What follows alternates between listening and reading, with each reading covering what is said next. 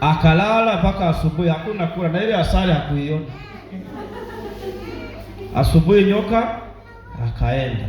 Siku ya kwanza, siku ya pili akarudi, siku ya tatu yuma ameisha nyoka.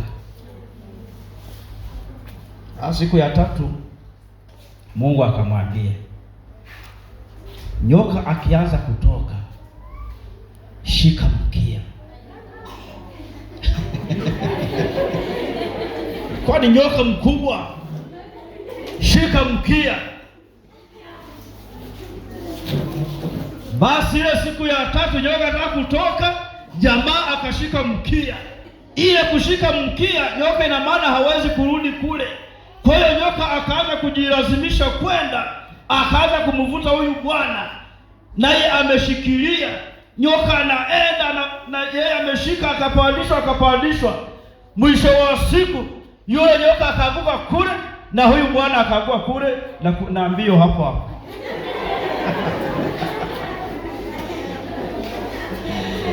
Haleluya! Na Mungu kama hajapenda ufe, huwezi kufa. Amen. Huwezi kufa.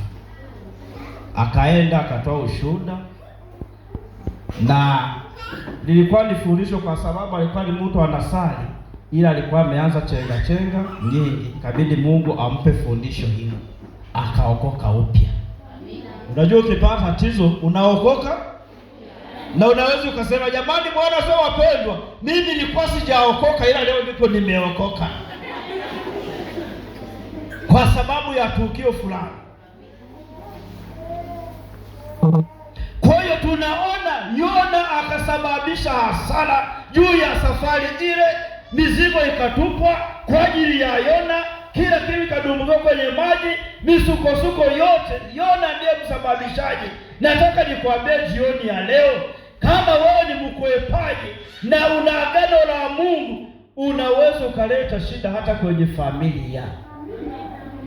Unaweza ukafanya familia yako iishi kwa kuyumba. Maana Mungu anachokitaka ukifanye sicho unachokifanya wewe. Mungu anaruhusu nini? Anaruhusu dhoruba kwenye familia. Sasa mimi siwezi, mambo yangu ni mengi. Hayo mambo yako mengi Mungu anaweka mkono, hayaendi popote. Mimi bwana, kazi ya Mungu naona inanibana, bora niache nifanye mambo yangu. Kuru unapokwenda ni hasara kila kwenda sokoni. Nilikuwa na mtaji wa 200,000 na baki 50,000.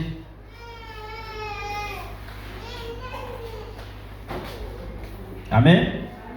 Usiwahi kukimbilia kwamba wanakuroga. Ujipime wewe, jiulize. Na watu wanakimbiliaga wachawi, kila jambo ni wachawi. Mchawi anatoka wapi na wakati umeokoka? Tunasema mtu aliyeokoka harogwi na mchawi. Sema amina. Sasa naingiaje na wakati Mungu yumo? Mchawi anakurogaisha wakati umeokoka.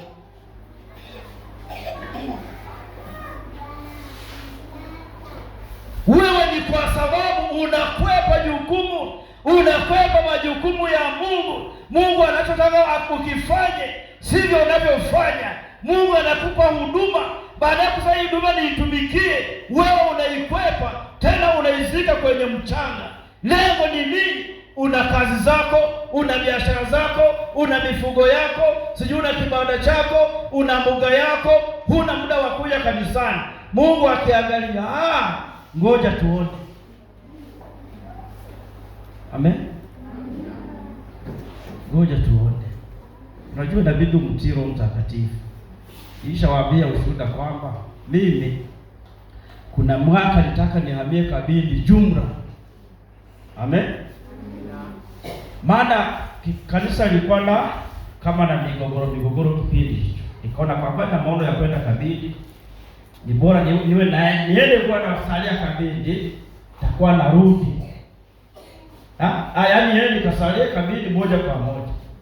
Shida haya, takuwa narudi nyumbani kulala. Akaja mtumishi wa Mungu, tena mwanamke, akapiga injili kama hii. Alipiga injili nikashangaa, kwa sababu sikumwambia mtu yoyote, ilikuwa ni mawazo yangu moyoni. Ningemwambia mtu labda ningesema amemwambia, nilinyamaza kimya. Sasa alipoanza kuhubiri, akaanza kuhubiri kwamba kuna watu wengine wanakwepa changamoto, anakuwa na tamani atoke hapa aende kusali kabini, lakini Mungu anakuona inabidi utulie. Nikanyeshewa kama mvua. Nasema jamani, yaani ile neno likaenda limeondoa mawazo yangu, lakini ningetumia unganga, inawezekana mwongeshaka alikuwa anaenda kabini, gari imefanya imemlamba. Bwana Yesu asifiwe sana. Sasa ndivyo ilivyo, watu wengine hamsikilizi Roho wa Mungu anapomshauri. Yeye alipopanga, yeye anang'ang'ana.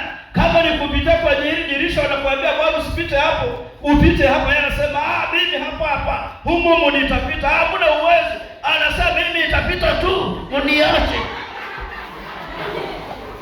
hapo. Kama ni kwenye katundu kai, yeye anataka muniache, mimi nitapita humo. Kama ni kufa atakufa, utakufa kweli. Sasa utapita huko, wewe umekuwa kwa namna gani? Bwana asifiwe sana. Kwa hiyo ndugu zangu wapendwa, hebu hizi habari unapozisoma, maana yake hazijaisha kwa Yona. Yeye ni wewe mwenyewe ambaye Mungu amekuokoa umtumikie, lakini baada ya kumtumikia unafanya mambo yako tu, na ndio hapo kipaumbele. Mwisho wa siku moto unazimika madhabahuni. Kumbe ambange uwasha ni wewe, unazimika. Lengo wewe mambo yako yasonge mbele, na Mungu anasema hayatasonga. Kuna uwezo ukakaa kwenye tumbo la samaki na wewe siku 3. Yona alikaa siku 3. Wewe sijui unaweza kukaa kwenye tumbo la samaki kwa muda gani? Inawezekana wewe kwa una miaka mingi uko kwenye tumbo la samaki, ile shida huielewi. Kumbe shida kuna kipindi Mungu anataka umtumie au akutumie, wewe ukasema sina muda, sina nafasi.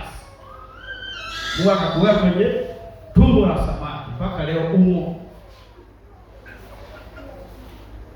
Wengine mpaka wanaambia na kuasi kwamba hamna kusali, kupoteza muda. Kuna jamaa kule Kisuma alisema hizi ibada za katikati na kujitolea vinapoteza muda. Mimi msiviniambie, na vya michango msiviniambie. Akaviacha kabisa. Mpaka leo kichoka mbaya. Hana hili wala hili. Amen. Hana hili wala. Unataka kuiba kwamba wewe Jumapili ni wewe, leo Jumatatu ni wewe, Ijumaa ni kakeshe, Jumatatu ni kalime, Alhamisi sijui ni maombi, niende kwenye maombi. Ona viwezi. Ni kweli. Sasa hebu tuende taratibu sana. Kuna watu hapa wanakujaga. Haya tofautishe. Je, mfano hapa mhubiri. Je, hawa waimbaji wa mhubiri tunawazidi nini kimaisha? Eti kuna anayewazidi huko? Au kuna aliyejihuzuru alishawazidi? Mimi nawaambia ni kufunga ufahamu.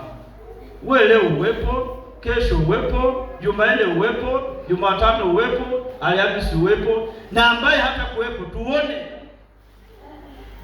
Shida ni zile zina matatizo tu. Bwana asifiwe sana. Tuko pamoja. Unayemtumikia ni Mungu, ndiye ambaye anasema leo ule au usile. Hiyo wewe kwa sababu umefungwa ufahamu, unasema hapana, haya mambo ya Mungu yananichelewesha kuendelea. Unaamua kwenda kwenye mipango yako. Mwisho wa siku ile mipango yako haiendelei.